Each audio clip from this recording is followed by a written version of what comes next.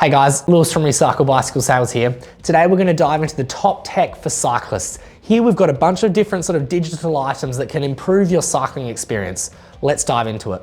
It's no secret to anyone, we're living in a digital age now. There's so many electronics around us. I know that when we think of cycling, we're often thinking about how it might not be a digital thing because you're out in the sun and the wind and you're pedaling and it's just you and the bike. However, having some of the digital and sort of tech items that we have here today, whether they're something that you're putting onto the bike or whether there's something that you're wearing on your body, can just make the whole thing a lot more fun. The first most common piece of tech that I see cyclists getting, because it's free, is an app on their phone. There's two main apps that come to mind. One's called Strava and one's called Ride with GPS. Honestly, to me, Strava is my Bible. That's how I know what all of my friends are doing. It's almost like Facebook, but for athletes. You can record your ride using a GPS that's, in your phone, and it can tell you where you've been, how fast you were going, how high you went, how low you went. It can give you so much data about the ride that you did. Another good app to look at is Ride with GPS. Now, Ride with GPS is almost like Google Maps, but for cyclists. Google Maps, when you type in your destination, it will often send you on just the most direct route. 9 times out of 10, the most direct route is also the busy road where all the cars are. That's where Ride with GPS comes in. You could put in a little filter there that you might be able to say, I only want to ride on bike paths, for example, and it will only send you on a route where there are bike paths. So Ride with GPS and Strava. They're two free apps that I strongly recommend getting. If you come from an athletic background, chances are you might already have some sort of sports wearable, whether it's this one happens to be a Garmin watch or even one of these fancy little Whoops here. These are great because they can measure so many different things while you're riding your bike, including heart rate. Heart rate's a really good one to keep an eye on, knowing that your heart rate's not going too high, and even just knowing how to keep it in different zones throughout your training as well. Another great thing is that they're very versatile. They're not just for cyclists, they're for athletes as a whole. Whether you're running, swimming, riding, they can do it all. They make so many different types of sports wearables. If you like having a screen, you might appreciate something like a Garmin. If you don't like the screen, like me, you might appreciate having a Whoop. Another really good one actually is an Apple Watch, because that pairs with your phone, if you have an Apple phone, really well. So having a sports wearable is a really common upgrade for a lot of people.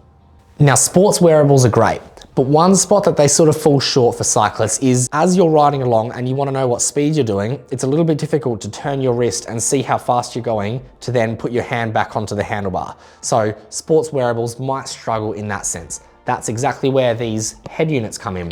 Whether it's a Brighton or a Wahoo or a Garmin or all these different brands, this little GPS device can actually fit onto the handlebars of your bike, which means that as you're pedaling, it's sitting there right between the handlebars. You can see the speed you're doing, the heart rate you're sitting at, you can see all the stats that you want to know right in front of you with just a simple glance down and then a glance back up. So a little head unit is a really good upgrade.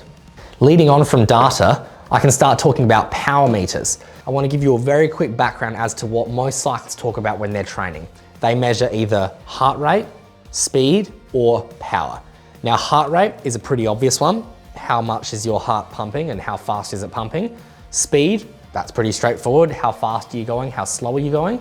Power is talking about how much power your legs are actually pushing through the bike.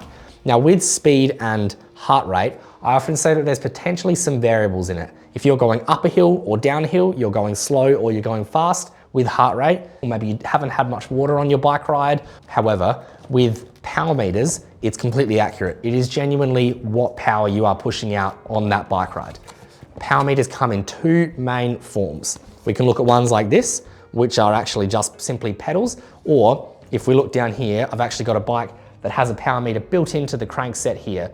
So it's part of the spider ring here. It's the best tool that you can use when we're talking about training because your numbers are your numbers.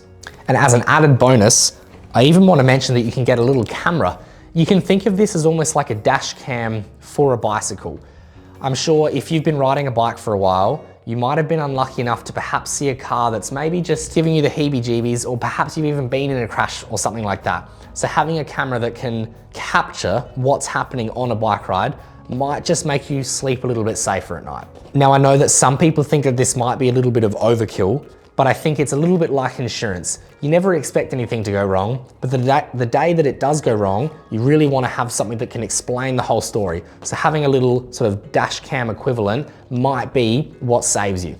Thanks for watching, everybody. I hope you've learned something about my top 5 tech products that we've got here. Let us know in the comments below, which one are you gonna buy first? Or even if you've already bought one, let us know in the comments below. Otherwise, I'm gonna say thanks for watching and we'll see you guys in the next video. See ya.